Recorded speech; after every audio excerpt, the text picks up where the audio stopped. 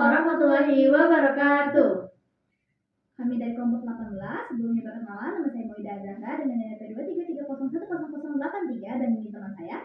Saya Hasan Syunazifa dengan NRP 233011116. Di sini kami akan menjalankan tugas besar pendahuluan dari praktikum proses manufaktur periode 2024 dan 2025.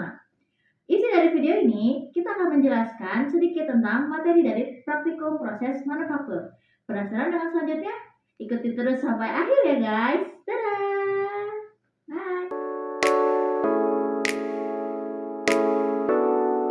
Yang pertama, mikrometoscope. Kalian tahu gak mikrometoscope itu apa? Mikrometoscope ialah alat ukur diameter untuk benda kecil dengan ketelitian sampai dengan 0,01 mm.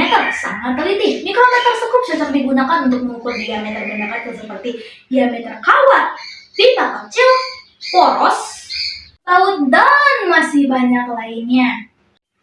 Selanjutnya, jangka sorong. Tahu gak jangka sorong itu apa? Jangka sorong ialah alat ukur yang presisi dengan ketelitian sampai dengan 0,10 mm. Ingat ya, beda dengan mikrometoscope yang ketelitiannya itu 0,01 mm. Jangka sorong ketelitiannya 0,10 mm. Jangka sorong cocok digunakan untuk mengukur panjang luar, dalam, dan serta kedalaman. Yang kedua, kalian tahu gak sih arti dari zero error negatif jangka sorong itu apa? Nah, kalau kalian gak tahu, aku kasih tahu ya. Jadi, zero error negatif itu akan terjadi jika skala 0 geser belum menyentuh 0 utama. Jika hal itu terjadi, maka ukurannya itu harus ditambahkan. Kalau masih pada bingung, aku kasih contohnya deh. Jadi, contohnya itu seperti garis 0 nonius ada sebelum di 0 skala utama. Misalnya, dia berada di negatif 0,05 mm. Bagian-bagian jangka sorong tuh ada apa aja sih, Mau? Nih ya, bagian-bagian jangka sorong itu dibagi 3. Ada A, B, dan C. Dan A dan di bagian B itu ada yang namanya rahang tetap dan rahang geser. Rahang tetap dan rahang geser di bagian A itu digunakan untuk mengukur bagian luar. Sementara rahang tetap dan rahang geser di bagian B digunakan untuk mengukur bagian dalam, diameter ataupun celah. Kemudian ada juga skala nonius atau vernier scale dan skala utama. Skala utama juga dibagi 2, skala utama yang inci dan skala utama yang milimeter. Selain itu ada juga pengunci untuk mengunci jangka sorong. Dan yang terakhir itu di bagian C, di bagian ujung paling bawah, itu disebut dengan depth rod yang digunakan untuk mengukur kedalaman atau tingkatan.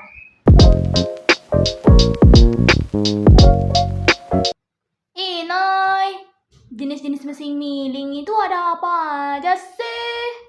Jadi kamu gak tahu jenis mesin milling itu ada apa aja? Yaudah deh aku yang jelasin. Jadi jenis mesin milling itu ada 3 loh guys. Yang pertama ada mesin milling horizontal. Mesin milling ini pisaunya akan sejajar dengan benda kerja. Lalu yang kedua ada mesin milling vertikal. Berbeda dengan yang horizontal, pisau pada mesin ini akan tegak lurus dengan benda kerja. Dan yang terakhir ada CNC milling. CNC milling ini dioperasikan oleh komputer dan dia memiliki presisi yang tinggi. Yang kemudian selanjutnya ialah macam-macam dari eretan atau support dalam mesin milling. Yang pertama ada eretan alas atau eretan memanjang. Eretan alas ini kedudukannya ada pada meja mesin dan dapat bergerak ke kiri atau ke kanan pada alas mesin di meja tersebut. Selanjutnya ada eretan melintang. Eretan melintang ini posisinya ada di atas eretan memanjang. Dan dia itu posisinya melintang terhadap meja. Dan terakhir ada eretan atas. Eretan atas berada di atas eretan melintang. Nah, si eretan atas ini juga diikat oleh 2 buah baut. Yang berikutnya itu ada jenis-jenis dari las. Apa aja sih? Jadi, jenis-jenis las itu terdapat 4. Yang pertama ada las listrik atau yang sering disebut dengan shield metal arc welding. Las ini digunakan untuk mengkonstruksi baja. Lalu yang kedua ada las MIG atau metal inert gas.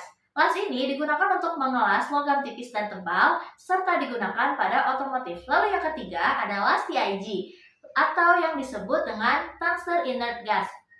Las ini digunakan untuk menyambungkan logam tipis. Dan yang terakhir ada las gas atau oksiasetilen. Las ini digunakan untuk plat yang tipis dan juga untuk perbaikan atau reparasi.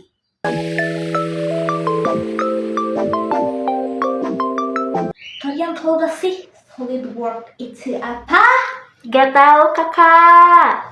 SolidWorks itu software CAD 3D atau desain 3D untuk kita makhluk teknik yang mudah sekali untuk digunakan atau di-create. SolidWorks ini parameternya sangat mudah digunakan untuk penggunanya, memudahkan kita untuk mengedit berkas yang sudah ada sebelumnya.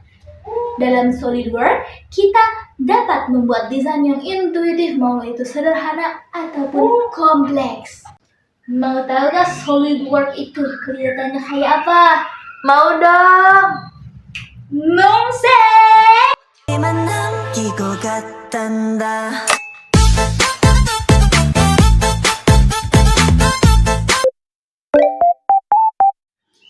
Kalian mau tahu gak sih apa aja tools-tools yang ada di SolidWorks?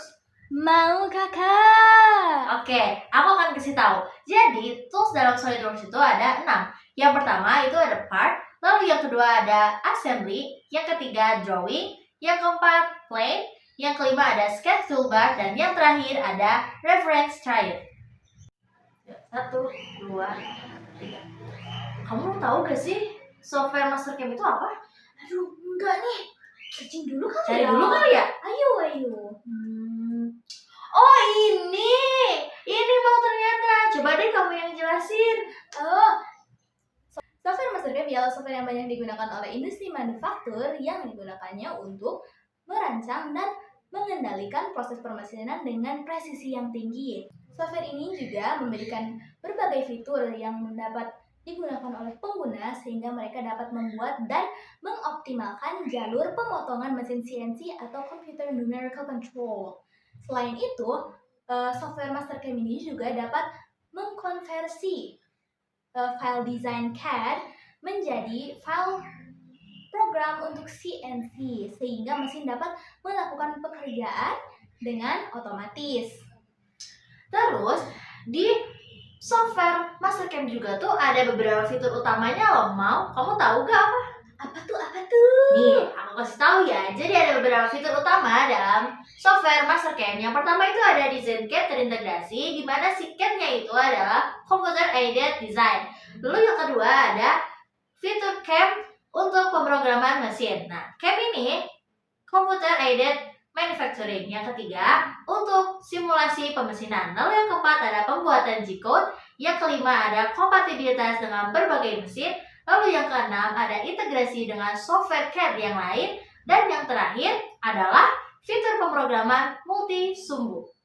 Nah, jadi gitu mau penjelasan tentang software Mastercam.